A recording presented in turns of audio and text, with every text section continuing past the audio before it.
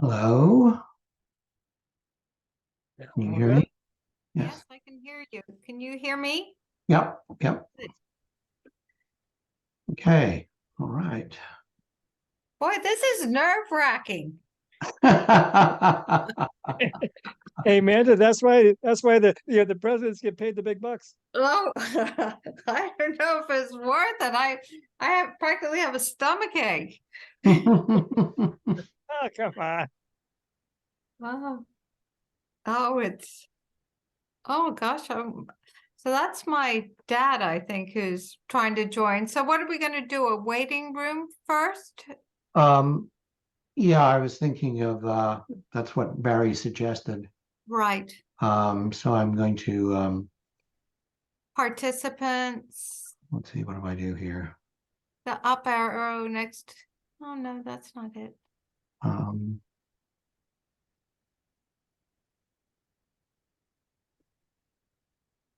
oh, Okay, good. And Tony was going to join early as well. I asked him to try and get here. okay, I have enabled the waiting room. Okay, So that should um, kick in at this point. And I need to rename myself. I need to rename myself as well. I don't. You can leave me in there.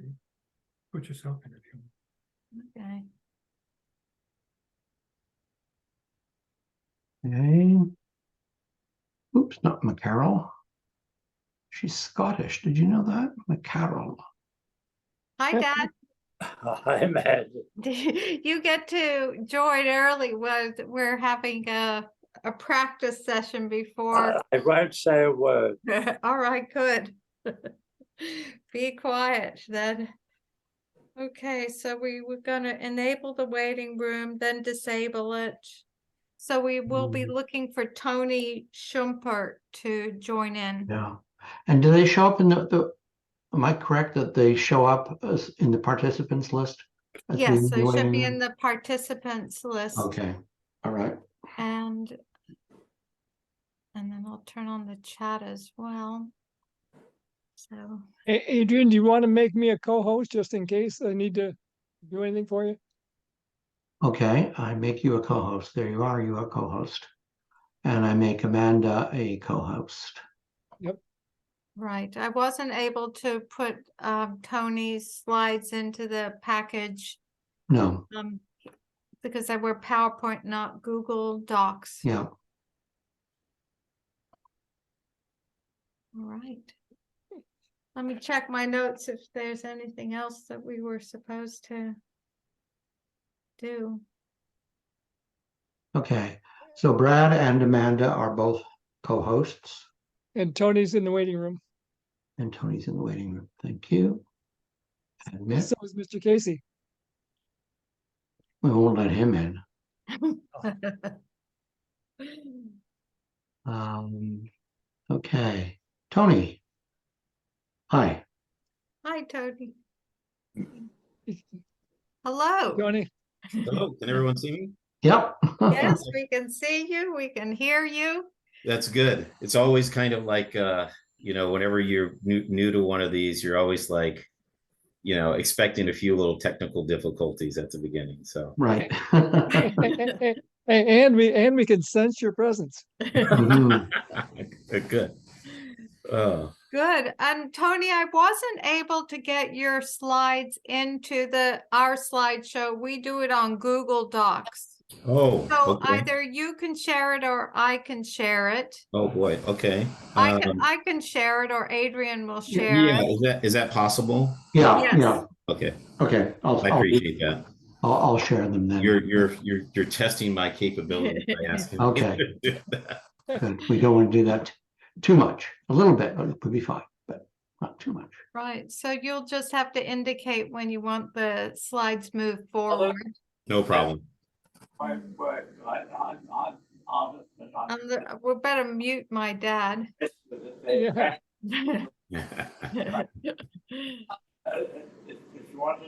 So how many people do you guys usually have, that join? your meetings when you host them? Anywhere from 10 to 30. Okay, great. Awesome. This one's a little odd because we had to move it from the 4th of July. Normally it'd be on the first Tuesday of the month, but that was the 4th. Yeah. And so I'm not quite sure how many folks are going to show up because of the change in. That's okay. But, I know we have at least one, two. I have a bunch already here, so yeah. Right, and Okay. it's an unusual month for us because we're usually the first Tuesday of the month, and since that was July the 4th, Yeah. we couldn't have it. Yeah. Hello, Carol. Hello, Marcia. Hi there. Hi, Carol. Hi. Hi, Marcia. Looking awfully black.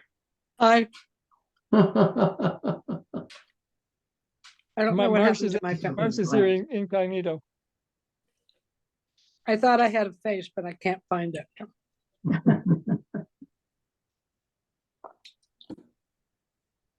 So Tony, I want to ask you some questions about your background when I introduce you, because I'm very curious as to what you do and what your goals are, and your Secondhand Textile Association. So I'll introduce you and then ask you a couple of questions, and you can do your show, and then I think people will have a lot of questions for you. Yeah, I mean, I hope so. It's usually, that's usually the best stuff is, through the questions. So it'll be great. Yep.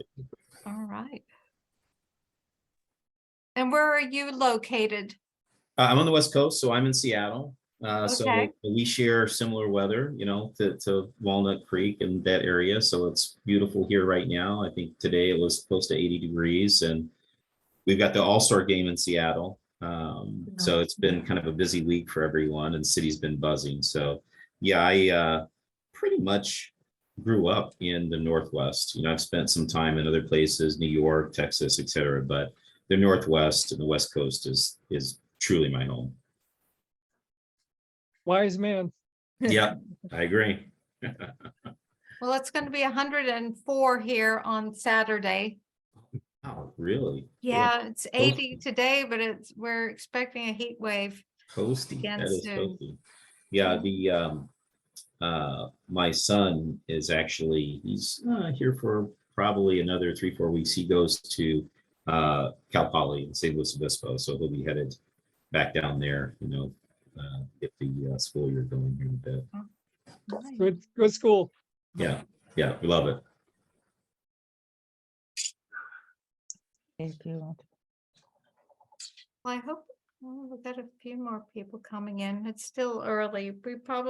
We'll let everyone, we're having them wait in a waiting room for Oh, okay. a few minutes, just so the people that are here on the call so far, mostly people who are on our steering committee. Okay. And Brad, do you want to introduce yourself? Sure, I don't mind. Brad, wait. There's 3 of the Sustainable Rossmore past presidents on this call right now. Me, Adrian, and Marcia McLean. And yeah, Carol Weed is also here. She's our Energizer buddy. And Carol and I were 2 of the original 15 or so founders of the club 9 years ago, 2014, 15. 14, yeah. 2014. 6 and 3 make 9. Yeah. It was during the summer, so it would have been 9 years ago. Yeah. Yep. I didn't know. By the way, how did the club come about? I mean, what was the sort of impetus to sort of get it going? The lack of any solar panels in Rossmore. Those of us who had moved here, we have a weekly free newspaper for the community, and there's a letter to the editor section. And the letters started appearing. I just moved to Rossmore, and where are the solar panels? And then somebody else would say, I know, I was expecting to be able to put solar on my roof and blah, blah, blah. So that's how the group started, as from the letters to the editor complaint section. Got it. And so when we kicked off, we decided we'd start slowly. And so the project we bid off was convincing the main governing body to put up a 1 megawatt solar farm, which we did. Yeah, good. So Rossmore is a little enclave of 10,000 people over the age of 55. Oh, We live in a beautiful little valley, and we have over 300 clubs in the area, you Wow. know, run by residents, and Mm. Sustainable Rossmore is Pardon? one of those groups. got We're it. the only environmental club, Yep. but there are at least 8 book clubs and at least 15 Oh, beach that's right there. groups and so on. I see. Come on here. I think I lost my. Oh, there it is. Whew, I thought I Yeah, lost we- my connection. We for a got minute. you.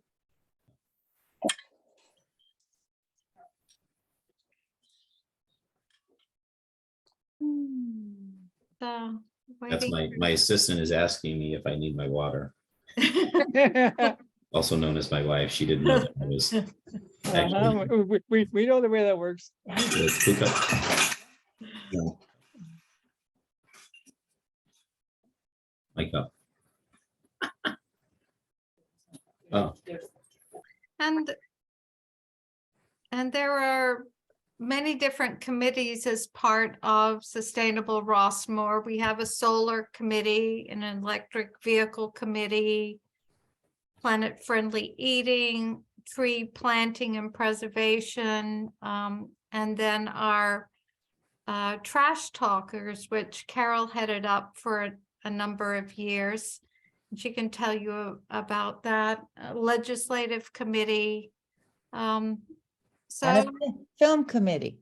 and a film committee, right? Oh. But talk about how trash talkers evolved over the years.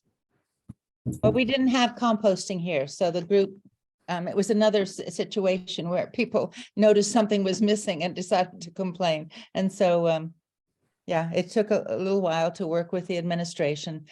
All the residents, 90% of the residents were all on board to start composting. So we have communal trash enclosures for most of the areas. So, you know, 8 to 16 units will share one set of recycle, landfill, and compost. But at the time we started, we didn't have the compost option. And so we brought that into Rossmore.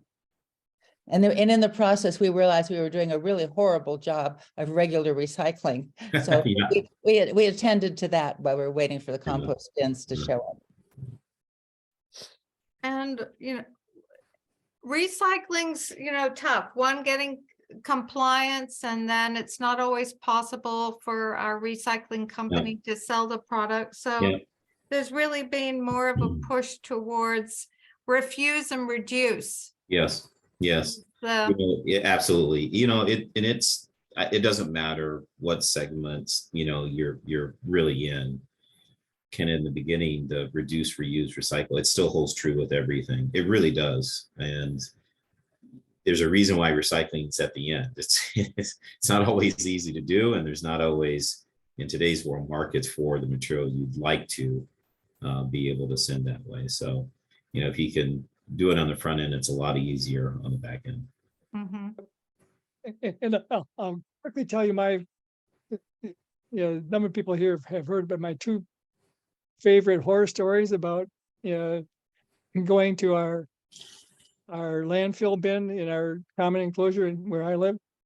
And originally they were, 2 cubic yard bins, so they're pretty good size.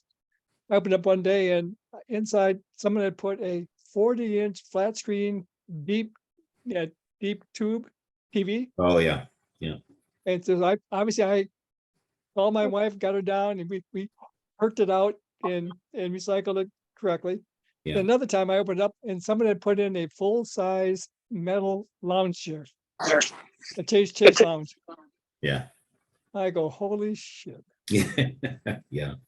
And we have disposal sources for both of those. It's just that residents don't know about those. And that is, you know, it's one of those things. It's the never-ending journey of, you know, trying to educate and provide information, and it just really is. It's Right. always sort of a never-ending journey. Yep, it is. Yep. Try to get that It is. information to people, and then hope that they use it. in the right way. And then someone new moves in and changes the culture and everybody says, oh, well, they must have changed the rules because so-and-so is doing this. Right. So-and-so doesn't know any better. Yeah. Yeah. But the poor person with the TV, if they just left it on their front porch, someone comes for free and picks it up, Right. So they didn't know. So now we have everybody joining us, I gather, at 7:00. Tyler told us, yeah, Yeah, it looks like we've got about sir, he met the lover. people here, Now today, about still in 19 of us. Jeopardy. Why don't we get started? Amanda, do you want to share your screen and pop up the Sure. slides? Should I mute? Allow people to unmute them to their screen, and I'm going to go to.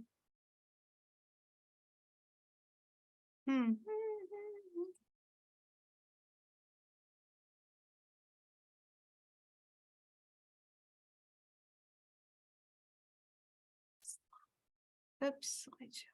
Can everyone see my screen? No, but I can't hear anymore.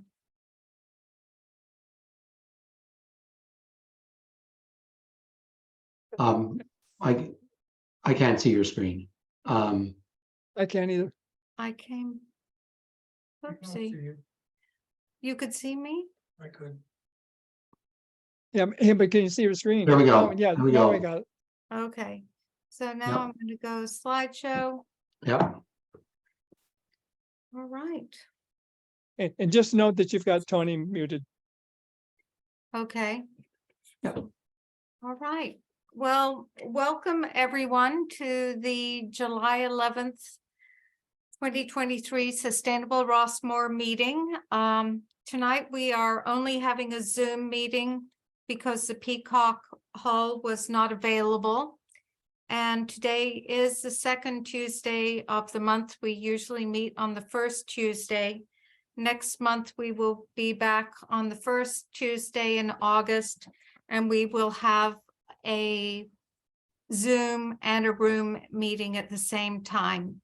My name is Amanda Casey. I am the Vice President of Sustainable Rossmore.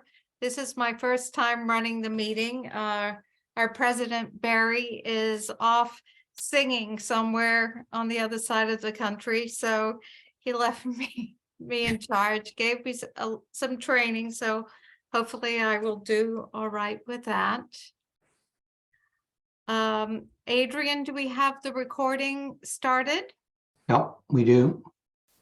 And our agenda for tonight will be some financial and membership reports, a new feature, sustainable practice sharing. So if anyone has anything that they want to share, I put in a couple of things for tonight. Tony is our featured speaker. He's going to be speaking about the reuse economy, and we'll have other reports from our committee members. So the rules are, we're going to keep you muted most of the time, except when we ask you to speak so that we don't have any background noise. It's best if you have a light in front of your face rather than behind you. And you can raise your hand electronically when we get to the question and answer section of the presentation, or you can type in a chat for everyone to see. So those are the rules for tonight. We just have Zoom rules, no rumor rules tonight. So Adrian? Okay.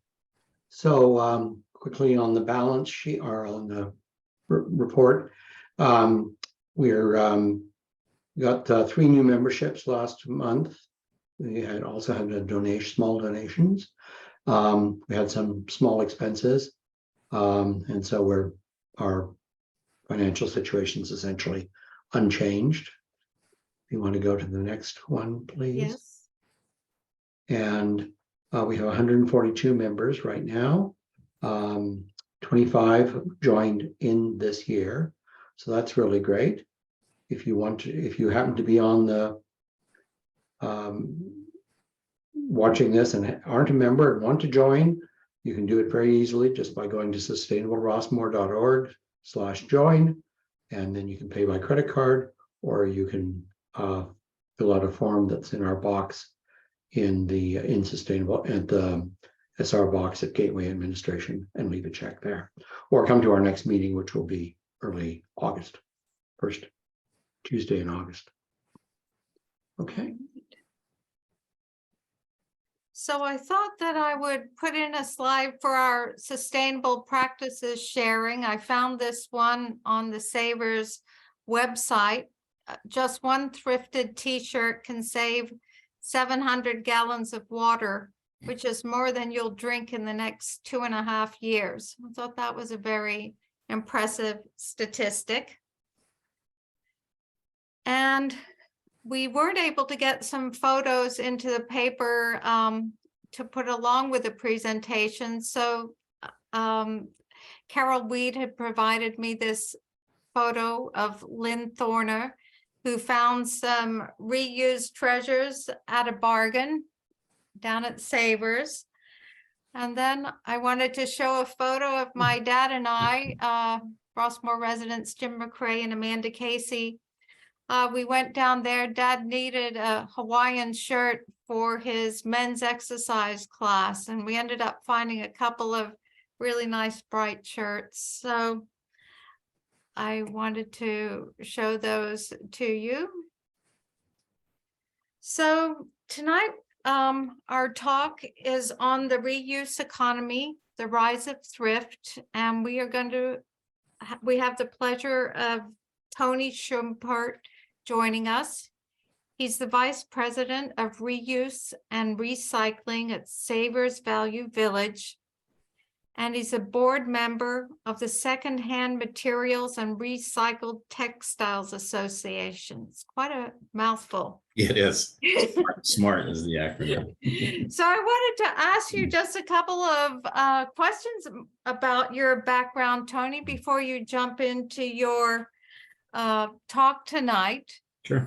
How did you become a vice president of reuse and recycling? Well, it's an interesting journey. We were talking earlier, I grew up on the West Coast, and my professional career started in international transportation with a ocean carrier, cargo carrier company by the name of Mitsui, Japanese company. But prior to that, I had gotten exposed. That was my first real professional, career job. But prior to that, while in college, I had an opportunity to intern for a pretty big forest products company at the time named Weyerhaeuser Company.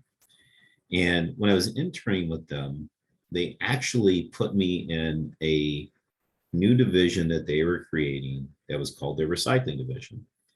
And the job that I had during my internship was to partner with, their sourcing executives. The whole goal was to try to capture recycled paper from, various industries to sort of be feedstock for new paper production. And so my job was to go to building management companies of these high-rise buildings, like in downtown Seattle, and convince the building management company to put 2 bins on the push cart that the maintenance service would use at night when they would clear out, go to each floor and take out the garbage. And the goal was to put, another, bin there so that they could pour the paper in one bin and the garbage in the other. And then we would outfit all the tenants with these little brown boxes that they would put, cardboard boxes that they would put under the desk. Today, all of us do that naturally. Wherever we've worked, probably in the last 20 years, recycling our office paper is just a natural thing. But back then it wasn't. And the program was called WOW. And it stood for We Cycle Office Waste Paper. So basically my job was to go out and convince people to put all these little WOW boxes under their desk where we could capture office paper, which ended up being, sort of 80% of what the garbage is in an office environment. That was my first job before starting my professional career. And it was fantastic at the time. I thought it was phenomenal. And as I started my professional career in the international transportation industry, that actually got me exposed to all kinds of different markets around the world for all kinds of different commodities. You know, we were talking about recycling earlier, and some of the challenges. Well, as all of you know, when it comes to recycling most materials, you know, the international marketplace, particularly China, over the last several decades has been very important. But I was exposed to all kinds of things. And so I started working for Mitsui, and, you know, I kind of went up the ladder pretty quickly here on the West Coast in Seattle. And then they moved me to New York. And I don't know if any of you are from the East Coast, or if you're lifers here on the West Coast, but I think it's easier to move from New York to the West Coast than it is from the West Coast to New York. So that lasted for about 2 or 3 years before the New York sort of experience wore off. And I made my way back to the West Coast.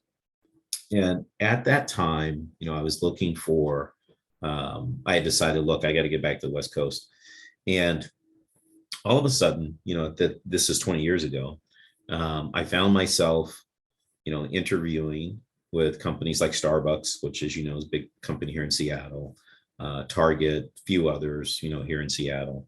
And then a company at the time that I really didn't know a lot about, which was Savers.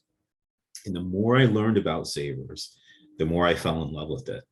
And the model has been exactly the same for almost 70 years, which is a model that's built on retail reuse, secondhand items. Now, I was already familiar with kind of the power of, you know, recycling and secondhand because of that connection all the way back to Weyerhaeuser Company. And so it really interested me. And the more I learned about it, and the more, you know, I looked at kind of this business that ultimately is kind of one of those businesses that has the ability to kind of last through the test of time when times are good and when times are bad, because you're either searching for extreme value because you love the treasure hunt, or you're searching for extreme value because, you know, it fits, you know, your budget. And so I sort of kind of happened to fall into the company at a time where they were looking to build out this thing that we call today our reuse and recycling division, which I lead. And ultimately, what that is about is trying to find a home other than the landfill for everything that goes unsold in our stores. And I'll talk a little bit about that. But at the time that I came to the company, it was really at a very early stage of them trying to figure out how to really build something at scale that could really be focused on sort of this kind of next piece of what we do beyond retail, which is handling all the material that we take into our system that goes unsold. So it's a long way of saying I sort of kind of found it through getting back to the West Coast and wanting to be here and getting connected to something that I didn't know it at the time, kind of reconnected me back to that first job that I had when I was with Weyerhaeuser Company, where it was the first time that I you know, realized that you could do something good for the planet, for your community, while still also being able to build a really quality business. All right. Well, I'm gonna, whoopsie, I did push the wrong thing. I'm gonna pull up your PowerPoint now. And here we go. Get that going. Slideshow.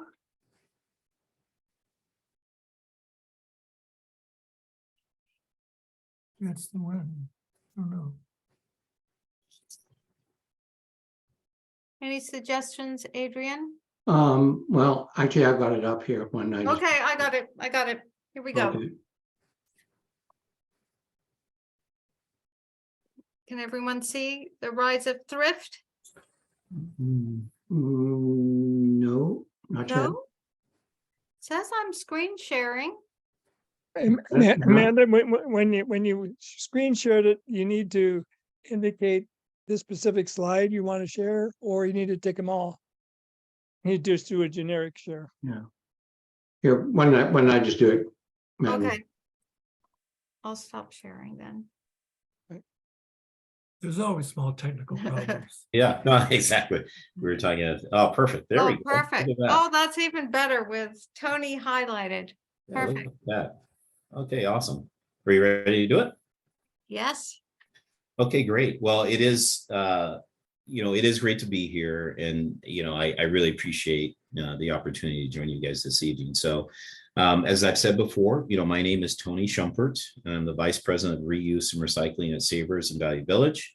And I'm going to share a little bit about our company, about the rise of thrift, and the impact of secondhand. And I think as we go through it, hopefully by the end you have tons of questions. And even questions that come out of this that maybe I don't speak to directly in this. If you're interested in those, throw them at me, because we may be able to get into some interesting conversation there. So as a company, our mission has been the same for 70 years. And it's really to champion reuse and inspire a future where secondhand is second nature. It's our entire model. It starts from the moment that product is picked up at the doorstep by one of our nonprofit partners, or when someone comes to one of our stores and donates to one of our nonprofit partners. And so, but before I get into that, I think, I want to share some insights that we've gained through a survey that we did of over 6,500 shoppers throughout the US and Canada.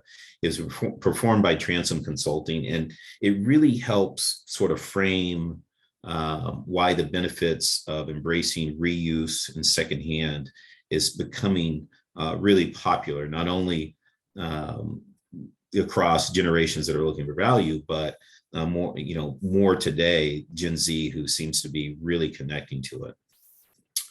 So first and foremost, more than 80% of the consumers that we surveyed have engaged with thrift store shopping as either a shopper, a donor, or both. And over 25% of those consumers buy apparel from a secondhand store. And I mentioned Gen Z. Gen Z, those numbers are even higher, with 1 in 3 having shopped thrift. That's sort of important to us because, as I mentioned, we've been doing this for 70 years, and any retailer is looking to have, to be able to build its customer base by having more and more customers sort of come into the fold. So Gen Z is very important to us. When I look at my household, my kids are Gen Zers, and for me, it's been interesting and rewarding to watch them, begin to understand the value and also the impact of shopping thrift and incorporating reuse in their personal style and shopping habits. You mentioned going to our store and shopping for a Hawaiian shirt. And as crazy as that is, you did that with your father. My kids have done that in our stores also.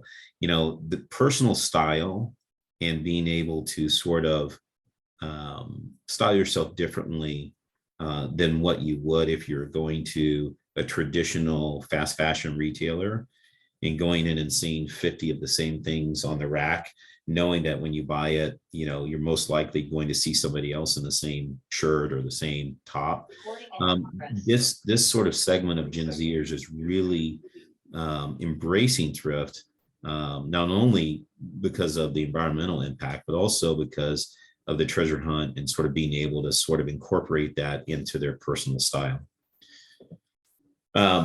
So, it's what we see is that it's not a passing trend, it's been around forever, but it's gaining momentum. And when we asked about how, these shoppers, view their expected spending, 3 years from now, 92% of them say they'll spend as much or more than they do now on secondhand apparel.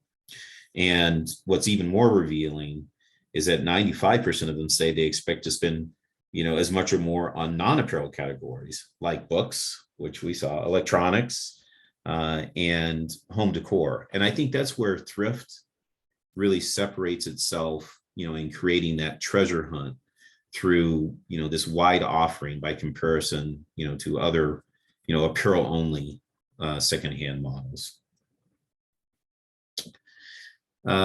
Drilling down a little bit more on that point, when we look beyond apparel, we see consumers are enjoying sort of the fact that secondhand, that the secondhand selection extends beyond fashion.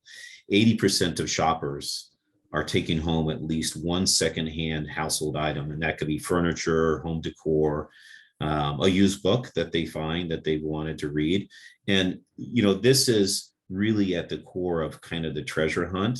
When you go into a thrift store and you see just the volume of items that you have to sort of select from, it's what creates the excitement. And I think people connect to it in different ways, but I definitely think that the treasure hunt is a big part of that. When it comes to the environment, we also see that consumers are embracing thrift and secondhand as a way, to support their desire to make, a personal impact.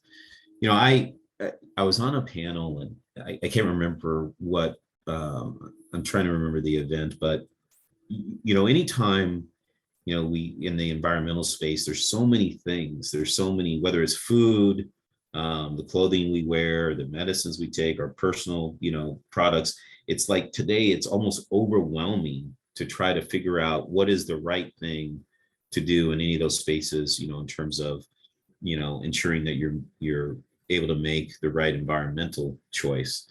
And with apparel and clothing in particular, with secondhand and reuse, it's really simple. It's instead of throwing something out, get it into the reuse stream. And I think that's also something that is beginning to connect with people, is that it's a really simple choice. Once you understand that the most sustainable piece of apparel that exists is the one that you already have, and that instead of throwing it out, if you get it into a reuse stream by donating it to a nonprofit, ensuring that it makes its way into that cycle, you're having a direct impact on, sort of minimizing or help mitigating the level of resources that are needed to make new items. So there was I think at the beginning you showed a slide of the fact that it takes 700 gallons of water to make a cotton t-shirt. And that's what's sort of, mitigated when you are thrifting. It's over 1,500 gallons of water for a pair of jeans. And so the more we thrift and the more we choose to donate instead of throwing these items out, it helps reduce the burden on resources to produce new items. And so we see a growing appetite for secondhand and reuse. And when we look at, these responses from consumers, we see that, 62% of them believe that thrift has a positive environmental impact by keeping clothing out of landfills. And that goes to that, that topic we were talking about in terms of education. In our space, we find that most people, they struggle to understand what to do with their stuff. And one of the things that, we like to do is help people understand that it is always better to, ensure that your clothing or apparel makes its way into the reuse stream versus a landfill. Just because you may feel like, it no longer has value to you, or that someone else may not want it, it's not necessarily the case. And in fact, even when someone doesn't have an opportunity or find it, or that item doesn't get a chance to find a new home in a thrift store, there's several other uses downstream for those items. And most of those won't ever occur unless those items make their way into the reuse stream through donating them to a nonprofit and potentially getting them into a thrift store environment.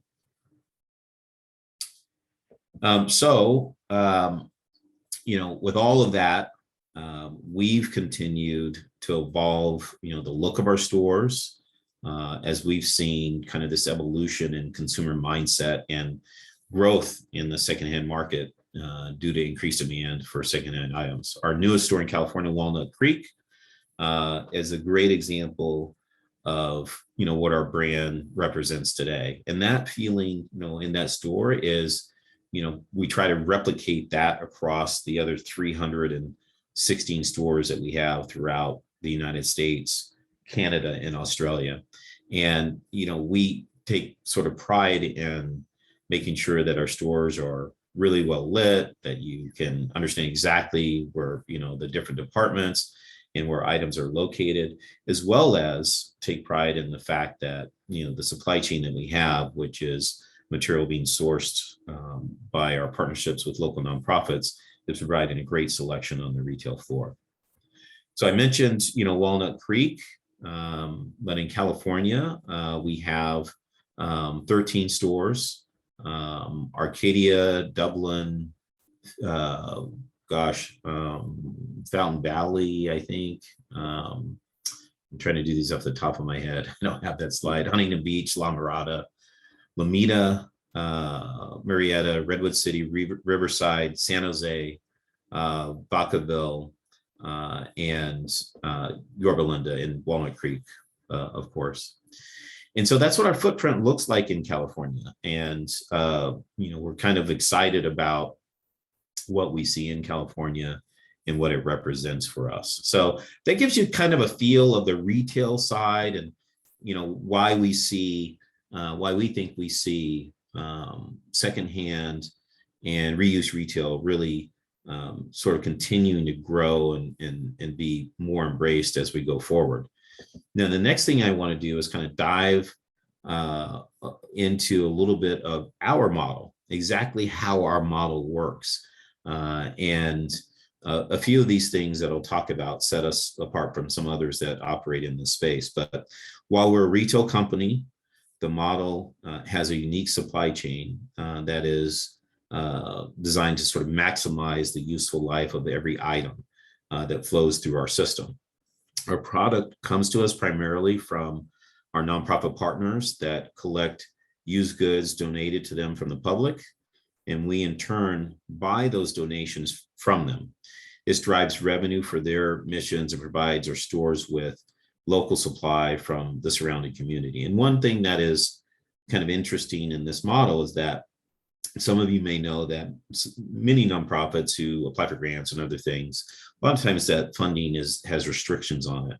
One of the benefits of this relationship that we have and the partnership that we have with nonprofits as our supply chain is the money that they generate for the material that they sell to us drives unrestricted funding to their program. So gives them a little bit more flexibility to make sure that things that they need to take care of, whatever's critical to their missions, they have funds to be able to do that.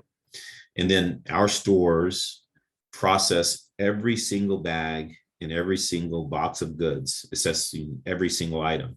So sometimes people always ask, man, do you guys buy all of that stuff sight unseen? Yes, we do. And so we go through every single item and determine if it's suitable for our retail floor. If it's not, we have wholesale channels that material can go to. And then every one of our stores, on average, is putting out a little bit over 30,000 individual items, new, fresh items onto their sales floor every single week. So the real goal is to always be providing the consumer with something fresh to look at as it goes through its cycle on the floor. And, we also have traditional recycling programs at our stores for the categories like cardboard, e-waste, metals, plastic. And plastic, I'll kind of talk about a little bit, because we do take everything sight unseen, because not everything that we take in, is reusable. We have to have some of these programs. So, there's right now, this Barbie movie is a big deal. Everyone's making a big deal of this new Barbie movie that's coming out. And I'll use that as an example. So, a Barbie doll or a Ken doll or a Iron Man doll where the head is no longer on the doll, that's not a hard toy that we would retail as a hard toy. That's hard plastic waste. So for us, we do get our fair share of items like that. So for us, we not only have to be really good at processing through items and putting the best stuff on the floor, but we've got to have programs in place that allow us to handle all of that other material that ultimately is not suitable for resale. And so the items that are still reusable in their current form, but that just didn't find a new home with someone through our stores. All of that material goes into our wholesale program, where we have wholesale markets in domestically and internationally, where those items are actually go through another process for reuse. And for all of those items that fall out of that are not reusable, they go into some of the more traditional recycling programs. And even in that wholesale model, not all of those apparel items will ultimately get resold as an apparel item. Sometimes those items go through a few downstream processes.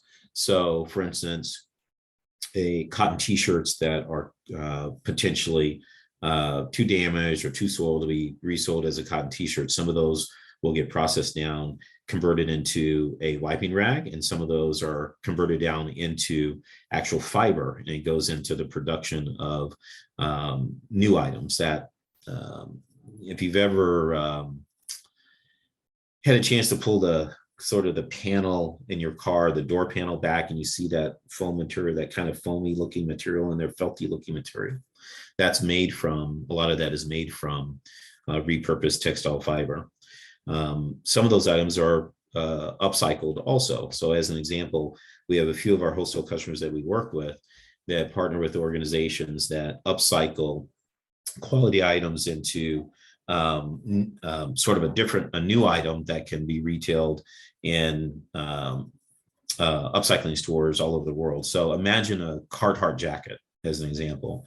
And the arm of the Carhartt jacket has so much paint on it that you obviously can't resell it in its current form.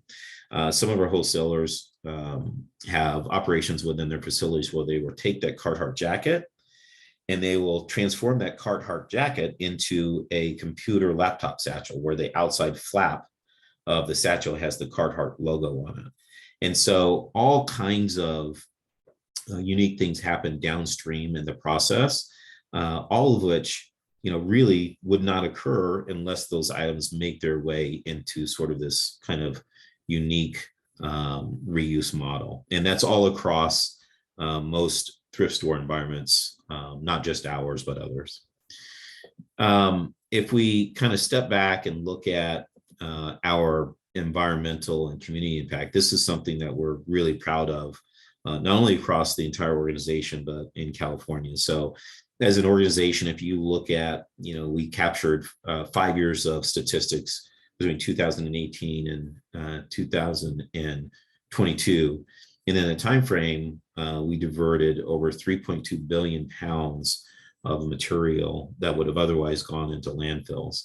And that material, all of which came from partnerships with our local nonprofits, equated to over $580 million contributed to those nonprofit partners for the material that they collect and had sold to us during that time frame. In California, it's if we kind of look at those same stats in isolate California, and that same time frame over the same 5 years, 119 million pounds of material that would have otherwise made its way into landfills. And for our nonprofits in California, over $15 million paid to them for the material that they've been able to deliver to us through sort of this local supply chain model that we have. When it comes to sort of our environmental impact, Sage Policy Group, we asked them to kind of get to look at our information and come up with a way for us to sort of equate our activity to a sort of economic impact in the state of California. And so our business in 2022 supported more than 1,000 jobs and over $50 million in statewide employee compensation, generated more than $121 million in annual economic activity, and created nearly 10 million in state level tax revenues and 3.3 million for California local governments each year. And on top of that, we kept 12,300 tons out of California's waste stream. And that's all that when you look at it from a CO2 standpoint, it's like the equivalent of 8,700 passenger cars. And so we're really proud of those things. And I will tell you, 70 years ago, that wasn't, those weren't stats that we were probably looking at. But, as we progressed over time, those things have become more important. And, our goal is to kind of continue to drive those numbers by, one, growing store count where we can, and also continuing to add more and more customers into the fold as reuse becomes something that's more mainstream. So with that, that gives you a pretty good overview of, kind of our business model, what we think about when it comes to thrift and secondhand. And, with that, I'll kind of open it up to questions. Oh boy. Well, we got a lot here. This is good. Oh, okay. So do you want me to just go down these? Is that good? I can't hear you, Amanda. You go ahead. Unmute there. Okay.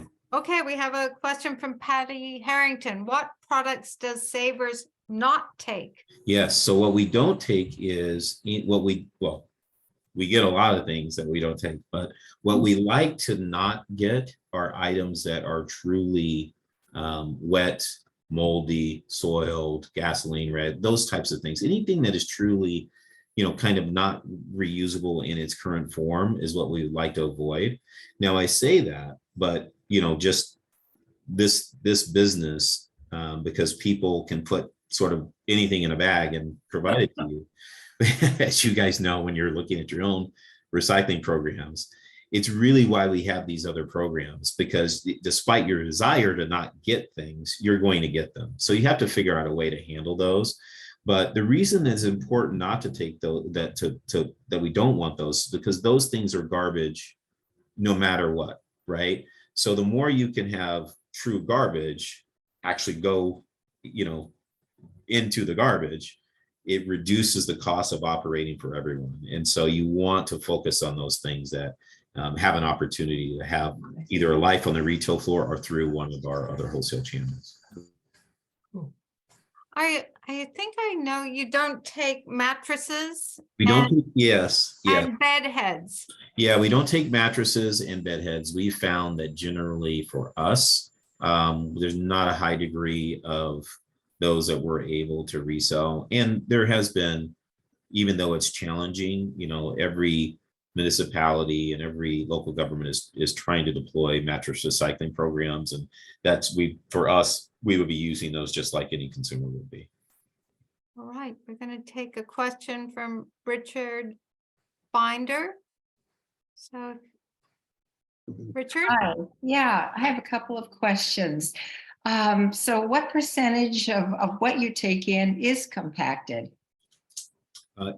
So give you a little, this is across kind of generally speaking, this would be for any retail thrift store. First of all, of everything that we receive in our supply chain, only about half of it makes its way to the retail, floor. The other half is destined for the wholesale channels that I mentioned.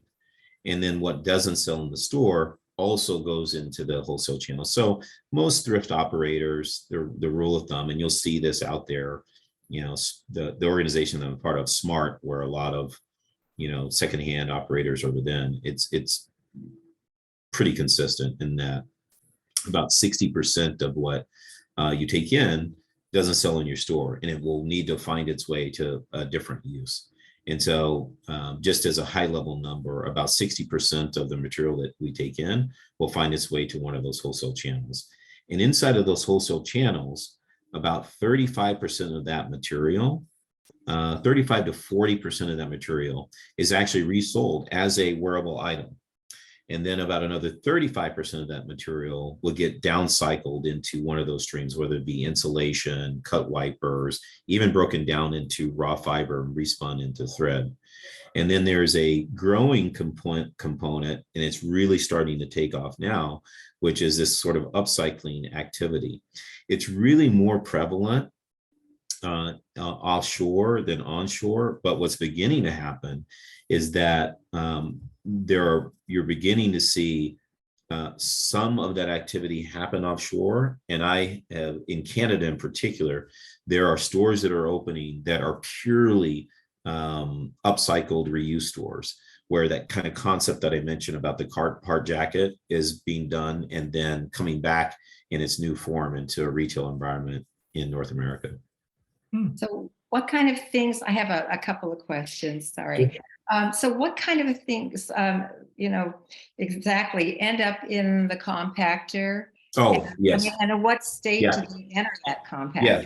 Oh, yeah. So the compactor for us. So the compactor for us is if anyone, we do these, my team does dumpster dives to kind of see what's still going into the waste stream. But for us, it's broken furniture. One of the biggest challenges that we have in terms of what's going in the compactor is furniture that we receive that is donated to our nonprofit partner at the store that is damaged or broken. And then anything that is truly wet, soiled, moldy, and it's unfortunate, but we do get that type of material because, again, you can receive things in bags that you don't know what it is until you get it. But it's one of that for us is our waste is primarily composed of that.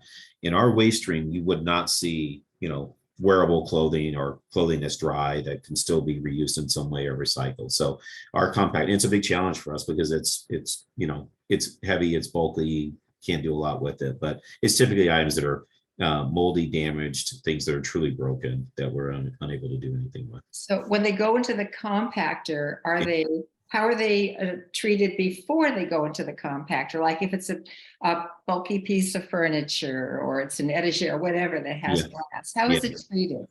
Yeah, so for us, if a big furniture item, behind one of our stores, we typically also have an open top. So only items that are small enough to make their way into the compactor, get into the compactor, but you would be surprised. So that includes, legs off of a table, things like that. Though anything that can get in the compactor that is true waste, that's where we want it to go. And the only reason for that is something that you guys already know, kind of dealing in the waste world, which is when you pay for your waste, you pay by the pound. Whatever the rate is the rate. The way in which you try to sort of minimize the cost of waste is by minimizing the number of pulls that you have to have.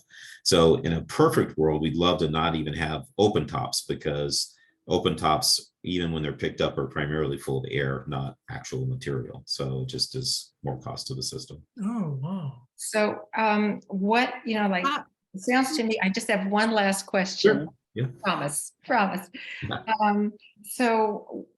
Because it seems like it would be a very noisy activity if you're breaking things down and then you're putting them in the compactor. What percentage of your stores are right next to a residential community or, Yeah, it varies. I mean, I think that if you're looking across our entire system, it really depends on kind of how the market is laid out. We like to be near, the communities in which, our nonprofit partners are collecting, but many of our stores are kind of in a traditional retail hub versus sort of in a community. And so when it comes to, if you're kind of talking about noise, there's all kinds of sort of contritions at times we have to make in terms of carrying out some of that activity inside of the store, where the compactor has a chute on the side of the store versus it being completely outside. We have had challenges in other markets where, as crazy as it can sound, where we have had to have, a compactor inside of the building. And so those are all, things that we've had to, deal with over time. And there's not an exact perfect, way to handle that, but we've kind of had to do everything. Thank you very much. You're welcome. Okay, Mark. Yes, I'm first of all, welcome to Walnut Creek. Thank you. We're all trying to figure you out, and also the objections to that from the local mom and pop stuff. Yeah. That's natural, I guess. Yes. I have found your facility as convenient as it is when we drive out of Rossmore to drop stuff off, and I've been absolutely flabbergasted. And do you take absolutely everything I have? Yeah, And like, I like that question, what don't you take? You might put some signs up, but Yeah. I've moved off upholstered furniture, electronics, Mm. to the point now where I used to call Rapid Recycle. Right. Takes a week to get on their list. You got to put it out in front of your door the next Monday here. I don't use them anymore. I take it all to you on my schedule. Right. And I'm wondering if we even need rapid recycling.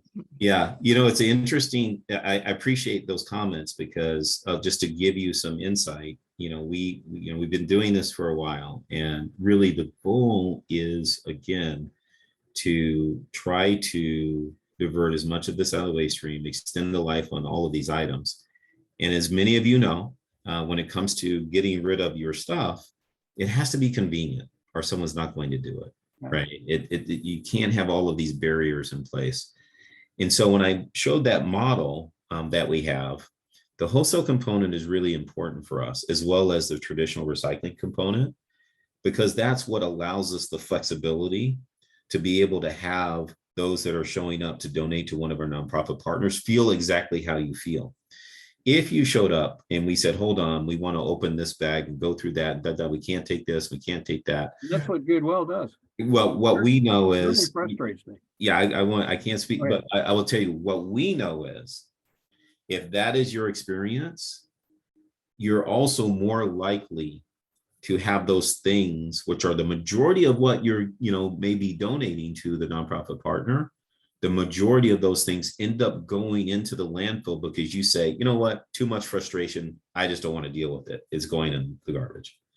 And so our goal is to be as convenient as possible and then have systems in place to be able to handle those few items that fall outside of that category that we would, love to somehow magically not get, but it's part of what we believe you have to do to ensure that you can maximize everything. Very model. Of course, we've been doing it for 70 years. So. That's very smart marketing. I've come to realize that just by using you. And now, I'm a cheerleader for you. As a matter of fact, I've found stuff in my recycling areas that people, a printer, lamps, what we've been calling e-waste. Right. That I have voluntarily then done rapid recycle. Well, what I do now is I just tell people to take it down to Savers, or I'll take it to Savers. And right. The convenience of getting rid of it immediately on my schedule, and your hours are great. 8 to 8, basically, I think I've come to find out. So you get a lot of applause from me. And I'm also flabbergasted that you can process as much as you do. I mean, that's a lot of tonnage, and that's expensive on those trucks that you have to run.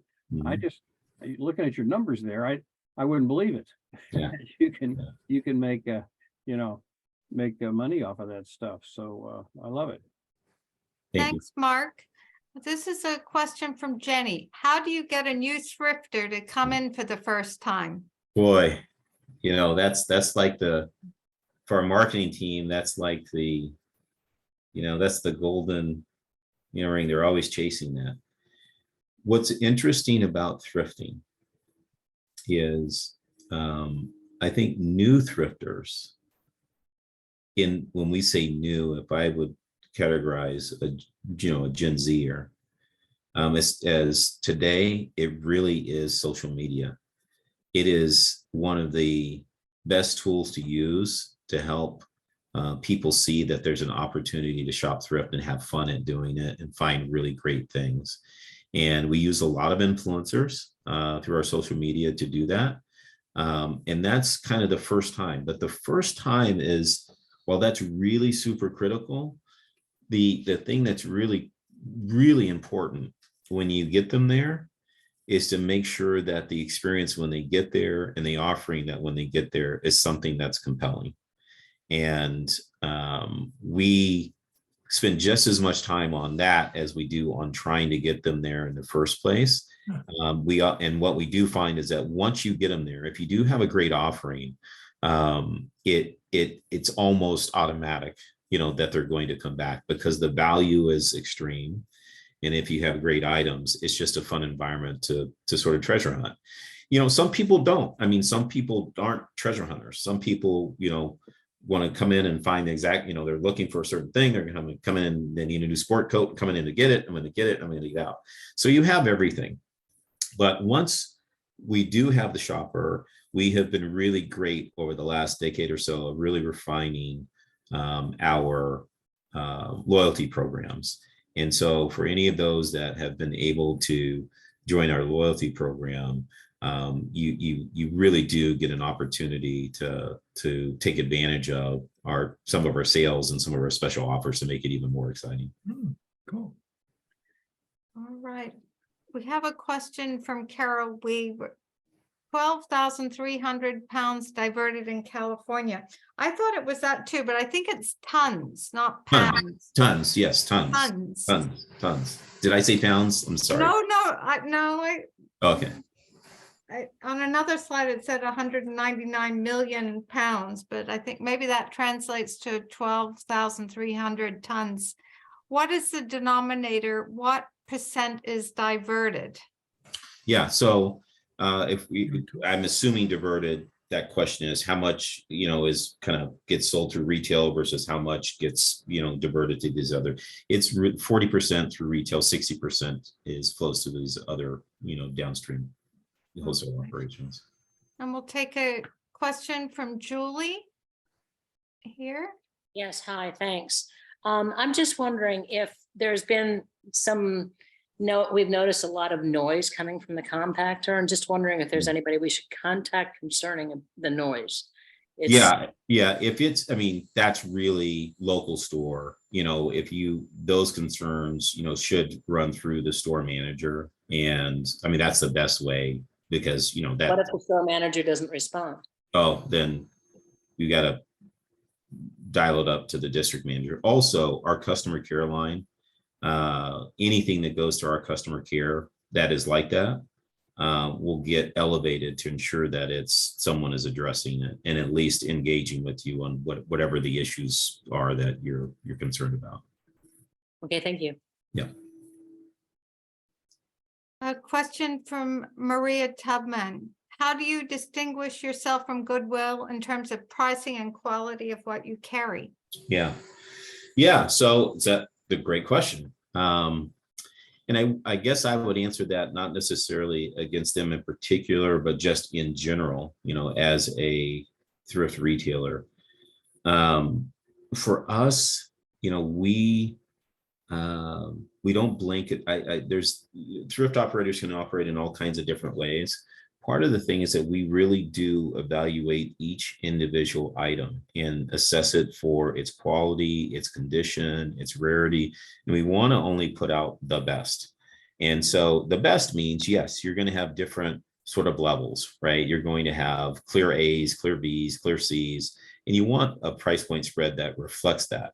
So the one thing I think that most will see that are really in tune with thrift shopping is that for us in our stores, you should be able to, when you're holding up an item inside of a particular category, and that item is priced at $9.99 and a different item in that same category is priced at $6.99, you should be able to understand and see the value and why one is priced at $9.99 and the other is $6.99. And I say that to mean there's not a lot of blanket pricing. You know, we want to make sure it's great quality items. We want to make sure they're priced right and they're all at still a great value, but we try to demonstrate, you know, that through not only the selection, but our pricing. The other thing is the experience in the store. We want it to be really easy for you to navigate through our store. We want it to be clean. We want it to be a fun environment and one that's easy when you choose to show up at the store to donate to, you know, our nonprofit partner that is associated with the store. And so for us, it is trying to actually sort of transcend, you know, maybe what people have historically thought of as thrift, to actually truly allow it to be a place where people feel like it's as mainstream as, you know, potentially going to another, you know, discount retailer that's, you know, just down the way. Good. All right. And from Adrian and Carol, can you give us a couple of examples of the nonprofits you buy materials from? Yeah, Parka is our primary nonprofit partner there for our store in Walnut Creek. But we also work with Big Brothers Big Sisters. We work with Cerebral Palsy Foundation, American Heart Association, Red Cross. So it's a wide array of them, and it's kind of tailored to the local community where the store is operating. It's been that way for 70 years, and we love it because, and it really kind of connects to one of the prior questions, is that, you know, we're a retail thrift operator, and this unique supply chain model that we have. What we love about it is that it supports many different causes, sort of not just one. So maybe if you're a retail thrift operator and your thing is job training, you know, that's kind of your thing and that's what you do. For us, and the way our model works with our supply chain being across many different types of nonprofit organizations, including veterans groups, it allows us to sort of have across many different organizations within the communities where our stores are at. And I had looked up PARCA. I know that is the nonprofit associated with the Rossmore store. Correct. It's Partners and Advocates for Remarkable Children and Adults. Correct. One of our longest nonprofit partners here in the Northwest is the Northwest Center. It's a very similar model that, you know, they have very specific programs for you know, children and young adults of all abilities. And I mentioned earlier in my presentation that one of the unique things about kind of how the relationship works is that the funding that they generate through selling the donations that they collect to us provide them with unrestricted funding. This outfit in the Northwest, I'm very close with them in terms of their organization, but they started out of the kind of the fact that there were, you know, a group of parents that had children with different developmental issues, and they weren't able to get their children into the same schools or schools within their community, and they felt like they needed to create a school where their children could go and get the same level of support and education as others. And that's really what they did with this program and how they started it. And now today, the school that they have has both children that do not have you know, mental disabilities or mental challenges or physical challenges, going to school right alongside the other kids that do. And so their focus is on really trying to demonstrate, you know, that people of all abilities sort of have a place to, you know, in sort of our, you know, in the community, and to be able to sit side by side with each other. Right. We'll take two more questions. Mark, do you want to ask a question?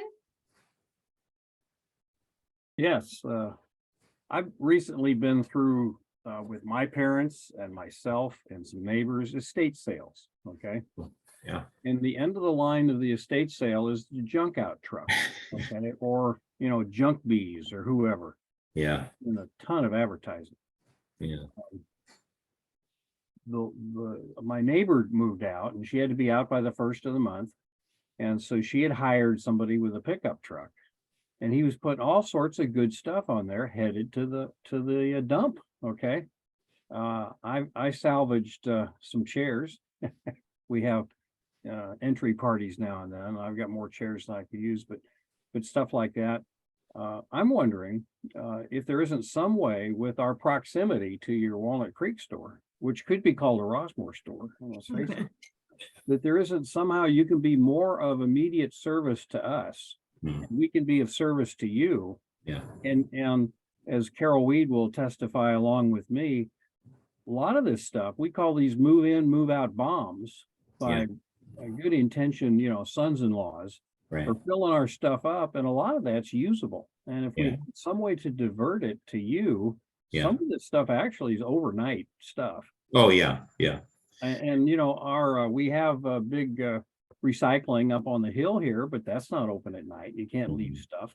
To make it more convenient, like a dumpster or a box truck or something that is real easy to come by. Have you ever done that? And yeah. So I you know, it works. Stay here 7 years, and there's an estate sale, you know, a week on each street. Okay. Yeah. I think so, the actual, material, pickup is handled by the nonprofit partner Parka. So probably the best thing to do, to be honest, is to contact Parka and say, listen, hey, because here's the thing, for no matter what, no matter whether it's, there in Walnut Creek or anywhere else, one of the biggest challenges in nonprofit partners being able to collect donated goods is the cost of solicitation. So, whether it be them sending you a mail card in the mail, whatever the case may be, right? So anything that would, allow them to be able to not spend resources, right, on the ask, by being able to have something that's more systematic, Right. that allows them to be able to capture that material, I think is great. But really it's through Parka. They are the nonprofit partner that will be servicing that type of activity and then delivering it to us at our store. Well, it's kind of like shred day, the Yeah, opposite. exactly. Right. Same thought. Same thought. Yeah. Maybe a sustainable Rossmore could help because it would help the loading in our recycle bins. Yes. Carol and I can tell you. Thank you. Okay, 2 more questions. This is from Terry Brzezinski. Can you give details on Saver's social media accounts enough to locate the post? Instagram, I guess, Facebook and Twitter. Yeah. So in terms of, they're really simple. I used to, it's Savers, our Instagram handle is, it's really Savers and Value Village. I mean, if you go to either one of those 2 platforms and just put in Savers or Value Village, you will find us.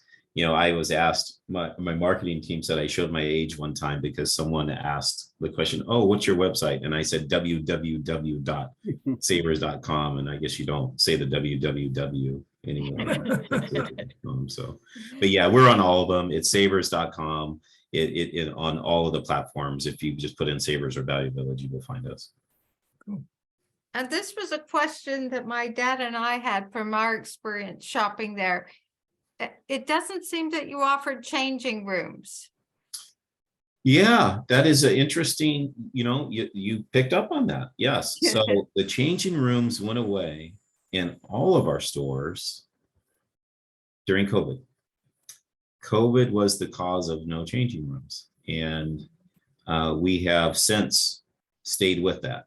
And so I'm not sure on the retail side that that'll be a forever thing, but it's interesting that you picked up on that. We used to have changing rooms in our stores. They went away during COVID because of all kinds of different rules and things going on, and we've just not brought them back. And it's interesting that you asked that question because yes, we used to have them and now we don't. Well, I never knew that you had them, but we thought this is interesting. Maybe it simplifies having to pick up after people. Yeah, there are some, that is part of the nature of thrift is, you do have a lot of general recovery, when you have changing rooms, but the disappearance of changing rooms was not due to that. It was really a COVID, kind of COVID era issue, and then it just kind of stayed after. All right.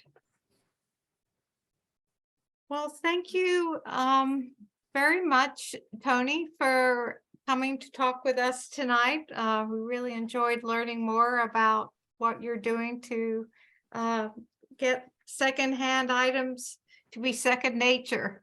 So thank you very much. And I hope everyone here that participated will have a chance to either visit your store or another thrift store in our area soon. Great. Thank you very much. I appreciate spending the evening with you. Appreciate everyone. Thank you very much. Thank you very much, Tony. Okay, take care. Bye. Bye-bye. Thank you, Tony. You're welcome. Thank you. All right. So now I'm going to go back to sharing the slideshow. And where is it gone? Are you able to? Oh, it should be here. Here it is. Okay. Let me go down here. Okay. Slideshow. Is Pam on tonight? All right. Well, hopefully everyone is getting the fantastic newsletter that Pam sends out every Monday, letting you know what's Sunday, letting you know what's coming up in the next week. Carol, are you going to talk about the legislative committee? Is Carol on mute? Adrian, are you able to unmute her? Carol. So, you need to put the slides up because it'll be easier for the legislative things for people just to read it rather than me to recite it. I thought I had put them up. No, No, okay. Hey, Amanda, when Yeah. you click on the green share screen, and it brings up a second screen, and it shows all the various applications you've got open. The one that's highlighted, that it will, if you just pick, go down the bottom right and click on share, the one that's highlighted means everything. That is, whatever is on your screen is what you're going to share. If you want to only share one application, then you've got to click on that one before you click on share down the bottom. And so I think that when Okay, you, share screen. yep. And so the easiest way is just to leave the default up at the top top left-hand corner highlighted, and then go down the bottom right and click share. Yep, now we got it. Okay, and there's Parka. Yep, that's what we're seeing now. Yeah, but now I've misplaced Okay. where Here, it was here. I can do it again. You can- Okay, if you could please do it, that'd be great. I'll stop sharing.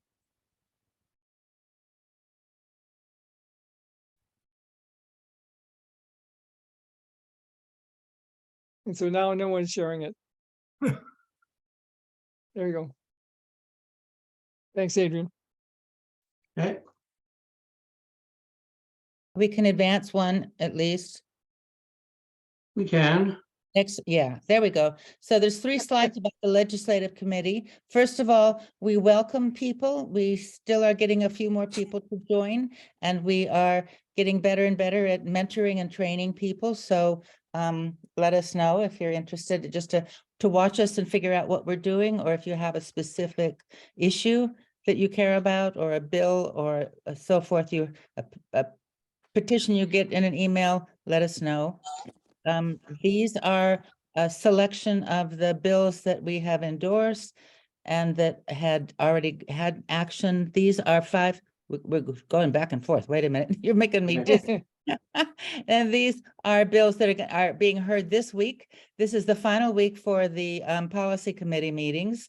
And then the legislature takes a 1 month off. Let's advance to the next one. There we go. So thank you for everybody that's been calling when we send out our blasts, urging you for an action alert. There's a meeting tomorrow of Rebecca Bauer-Cahan and Chris Holden and 7 other people that are on the Assembly, Utilities and Energy Committee. And there's the phone number. So if you copy those down because you hadn't yet called, it would be really useful to call each of those 2 numbers and tell the person that answers the phone or the recording. You can call now at nighttime and just say your name on the recording and ask them to vote yes on AB 233. That's the bill, one of the bills we're following that has a vote this week, and it's the most vulnerable bill because both the auto industry hates it and also the utilities hate it because they're not going to make any money off of it. In fact, they might lose money. So when cars are made that are bidirectional so that they can pull energy off the grid like they do now to run, they can also will be enabled to put the energy back onto the grid to cover for PSPSs and other power outages, or just to take advantage of better rates. So now you've got the phone numbers, and that's all I need to say. Hey, Carol, this is Brad. Quick question. Your slide says AB 233. Is that different than SB 233, Skinner's version? Oh, shoot. Carol made a mistake on the slide. Thank you very much for spotting that.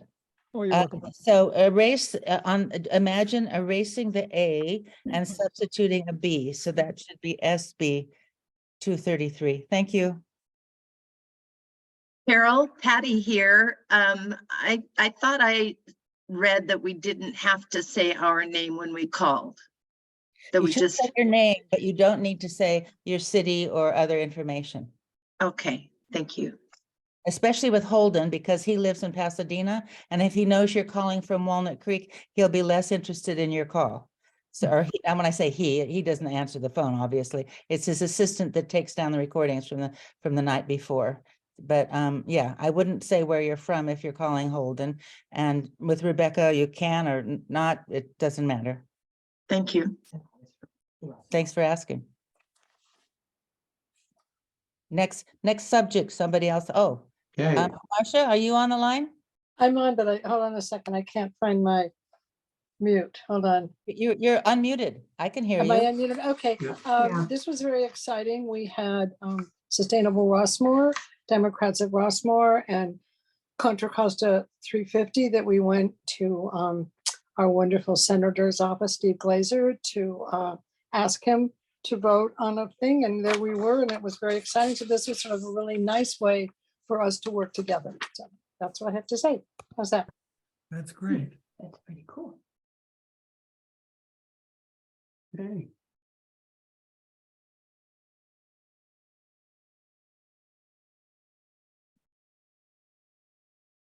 Marcia? You want to say anything more about this, Okay.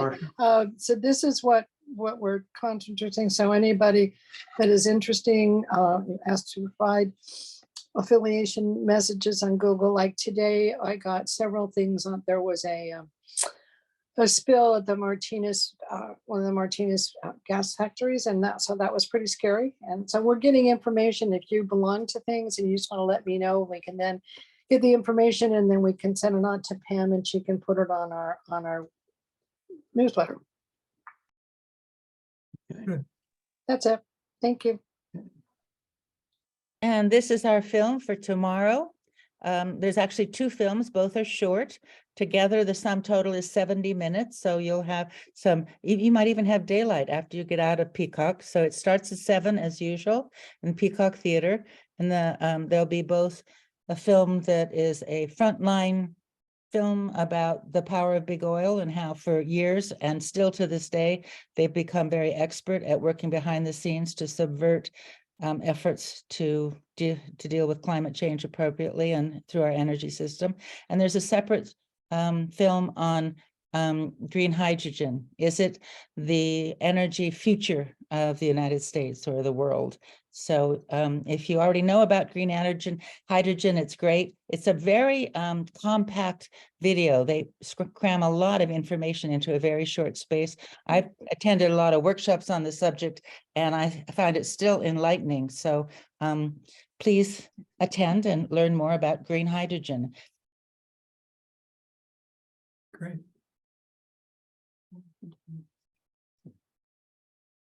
Next. Oh, there we go. Go back. We reached the end. Oh, So I want to thank everyone for joining us today, and thank you especially to Tony for joining us on Zoom to explain about Friends in Thrifting. And we will see you either tomorrow night at the Wednesday film or in August on the first Tuesday of the month at 7 p.m. And that meeting should be on Zoom as well as in the room at the Peacock Hall. So thank you, everyone, and see you soon. Thank you, Amanda, for ending Thank you, such Amanda. early. Okay, thank you. Bye-bye. Good job, Amanda. Good job. Thank you. Oh, not very good, but